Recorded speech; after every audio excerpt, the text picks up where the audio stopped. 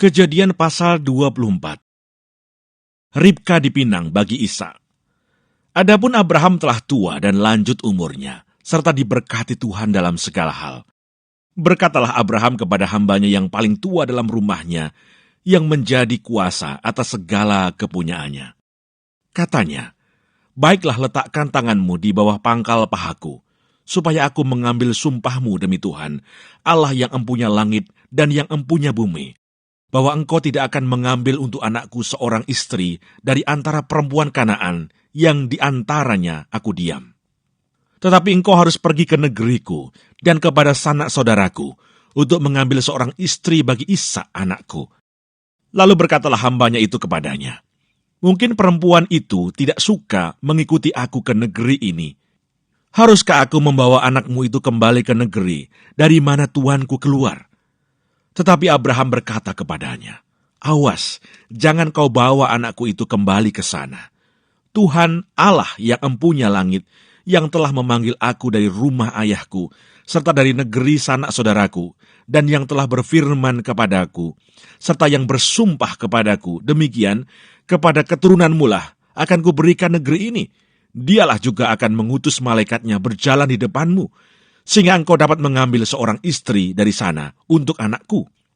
Tetapi jika perempuan itu tidak mau mengikuti engkau, maka lepaslah engkau dari sumpahmu kepadaku ini. Hanya saja, janganlah anakku itu kau bawa kembali ke sana." Lalu hamba itu meletakkan tangannya di bawah pangkal paha Abraham, tuannya, dan bersumpah kepadanya tentang hal itu. Kemudian hamba itu mengambil 10 ekor dari unta tuannya, dan pergi dengan membawa berbagai barang berharga kepunyaan tuannya. Demikianlah ia berangkat menuju Aram, Mesopotamia, ke kota Nahor. Di sana disuruhnyalah unta itu berhenti di luar kota, dekat suatu sumur, pada waktu petang hari, waktu perempuan-perempuan keluar untuk menimba air.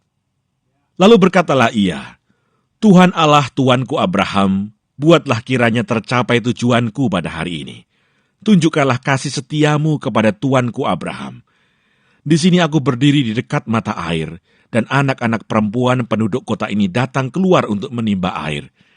Kiranya terjadilah begini, anak gadis, kepada siapa aku berkata, 'Tolong miringkan buyungmu itu, supaya aku minum,' dan yang menjawab, 'Minumlah, dan unta-untamu juga akan kuberi minum,' dialah kiranya yang kau tentukan bagi hambamu Ishak. Maka dengan begitu akan ku ketahui bahwa engkau telah menunjukkan kasih setiamu kepada tuanku itu." Sebelum ia selesai berkata, maka datanglah Ribka, yang lahir bagi Betuel, anak laki-laki Milka, istri Nahor, saudara Abraham. Buyungnya dibawanya di atas bahunya.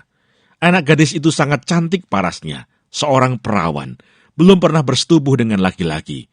Ia turun ke mata air itu dan mengisi buyungnya, lalu kembali naik. Kemudian berlarilah hamba itu mendapatkannya, serta berkata, "Tolong beri aku minum air sedikit dari buyungmu itu." Jawabnya, "Minumlah, Tuan." Maka segeralah diturunkannya buyungnya itu ke tangannya, serta diberinya dia minum. Setelah ia selesai memberi hamba itu minum, berkatalah ia, "Baiklah, untuk unta-untamu juga kutimba air, sampai semuanya puas minum." Kemudian segeralah dituangnya air yang dibuyungnya itu ke dalam palungan. Lalu berlarilah ia sekali lagi ke sumur untuk menimba air, dan ditimbanyalah untuk semua unta orang itu. Dan orang itu mengamat-ngamatinya dengan berdiam diri, untuk mengetahui apakah Tuhan membuat perjalanannya berhasil atau tidak. Setelah unta-unta itu puas minum, maka orang itu mengambil anting-anting emas yang 1/2 shikal beratnya, dan sepasang gelang tangan yang 10 shikal emas beratnya, serta berkata, "Anak siapakah engkau? Baiklah, katakan kepadaku, adakah di rumah ayahmu tempat bermalam bagi kami?" Lalu jawabnya kepadanya, "Ayahku Betuel, anak Milka, yang melahirkannya bagi Nahor." Lagi kata gadis itu, "Baik jerami, baik makanan unta, banyak pada kami, tempat bermalam pun ada." Lalu berlututlah orang itu dan sujud menyembah Tuhan serta berkata, "Terpujilah Tuhan, Allah tuanku Abraham, yang tidak menarik kembali kasih-Nya dan setianya dari tuanku itu. Dan Tuhan telah menuntun aku di jalan ke rumah saudara-saudara tuanku ini." Berlarilah gadis itu pergi menceritakan kejadian itu ke rumah ibunya.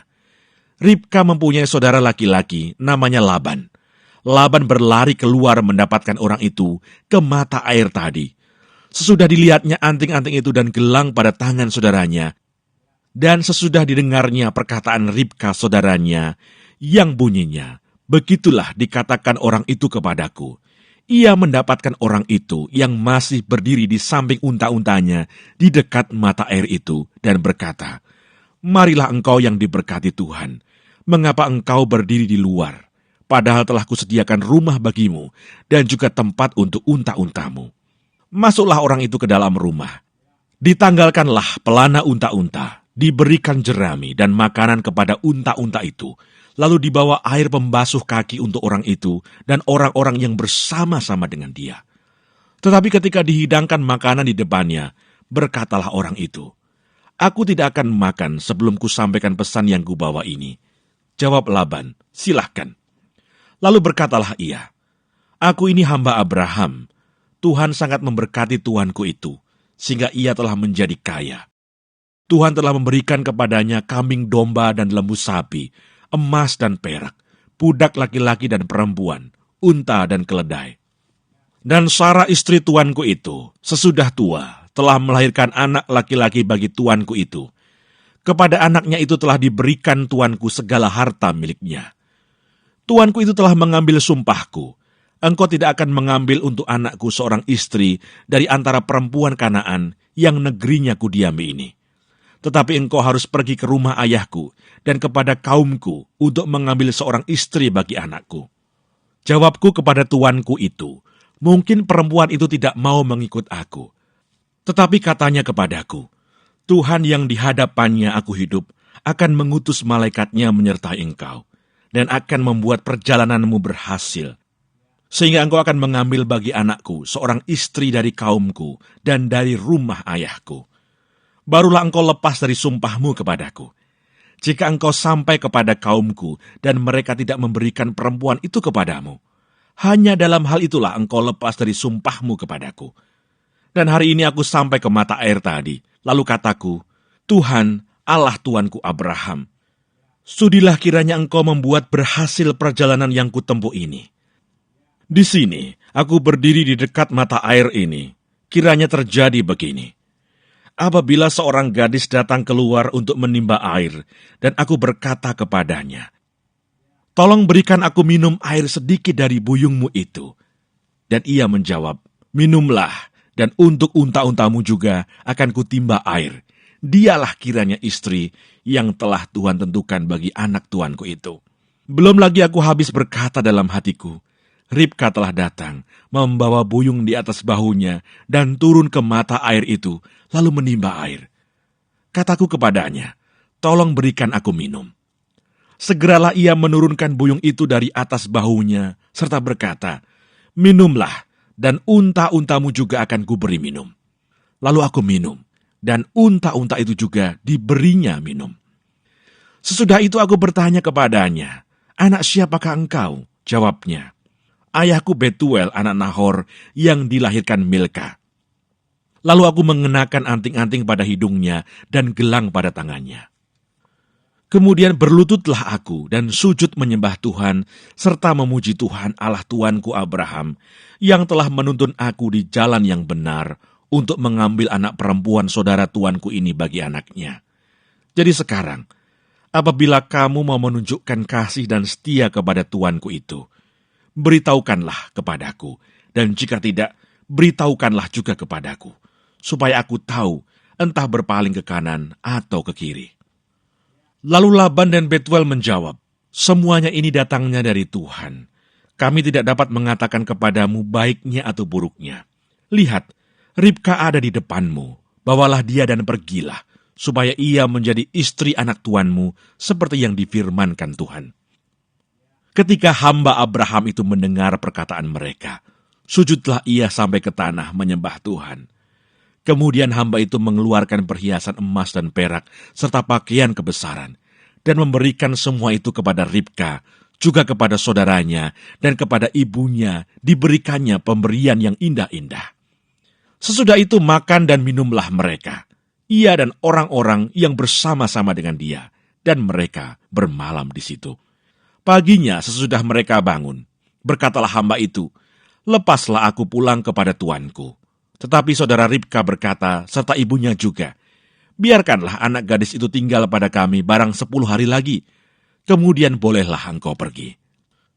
Tetapi jawabnya kepada mereka, "Janganlah tahan aku, sedang Tuhan telah membuat perjalananku berhasil. Lepaslah aku, supaya aku pulang kepada tuanku." Kata mereka, "Baiklah, kita panggil anak gadis itu dan menanyakan kepadanya sendiri." Lalu mereka memanggil Ribka dan berkata kepadanya, "Maukah engkau pergi beserta orang ini?" Jawabnya, "Mau." Maka Ribka, saudara mereka itu, dan inang pengasuhnya, beserta hamba Abraham dan orang-orangnya dibiarkan mereka pergi. Dan mereka memberkati Ribka, kata mereka kepadanya, "Saudara kami, moga-moga engkau menjadi beribu-ribu laksa, dan moga-moga keturunanmu menduduki kota-kota musuhnya." Lalu berkemaslah Ribka beserta hamba-hambanya perempuan, dan mereka naik unta mengikuti orang itu. Demikianlah hamba itu membawa Ribka, lalu berjalan pulang. Adapun Ishak telah datang dari arah sumur Lahai Roi. Ia tinggal di tanah Negeb. Menjelang senja, Ishak sedang keluar untuk berjalan-jalan di padang. Ia melayangkan pandangnya, maka dilihatnyalah ada unta-unta datang. Ribka juga melayangkan pandangnya, dan ketika dilihatnya Ishak, turunlah ia dari untanya.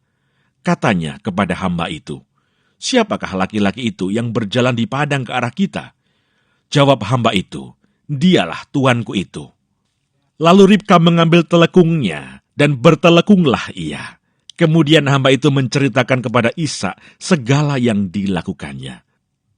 Lalu Ishak membawa Ribka ke dalam kemah Sara ibunya, dan mengambil dia menjadi istrinya. Ishak mencintainya, dan demikian ia dihiburkan setelah ibunya meninggal.